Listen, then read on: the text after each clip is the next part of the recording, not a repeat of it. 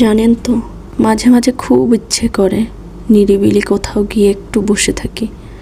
একটা নিস্তব্ধ জায়গা, হয়তো থাকবে না সেখানে কোলাহল, মানুষের এত যানজট, ব্যস্ত জীবন, সময়ের সূক্ষ্মতা, মানুষের পেঁচানো কথা, অমসৃণ কথা, অমসৃণ পরিবেশ, কোনো কিছুই সেখানে থাকবে না।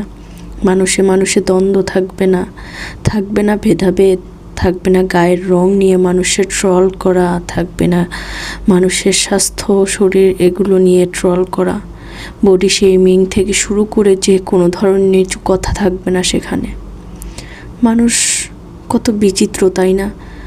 আমরা আসলে একটুকু জিনিস বিবেক করে বা বুঝতে চাই না যে মানুষ কখনো মানুষকে সৃষ্টি করতে পারে না।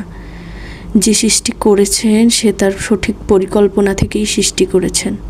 তাহলে কেন আমরা এত জাজ করছি বা কেনই করছি, এত জাজমেন্টাল আমরা কেন হচ্ছি? এতে ওই মানুষটার বুকের ভেতরটা যে ক্ষতবিক্ষত হয়ে যাচ্ছে প্রত্যেক মুহূর্তে, একবারের জন্যও তার খোঁজ নিতে যাচ্ছি না আমরা। মানুষ কত নির্বোধ, আমরা কত বোকা।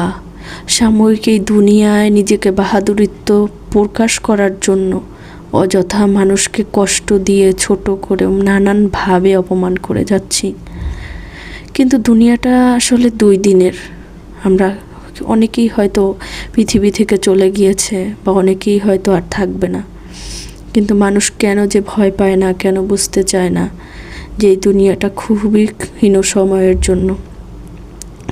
ধন্যবাদ সবাইকে। আসসালামু আলাইকুম।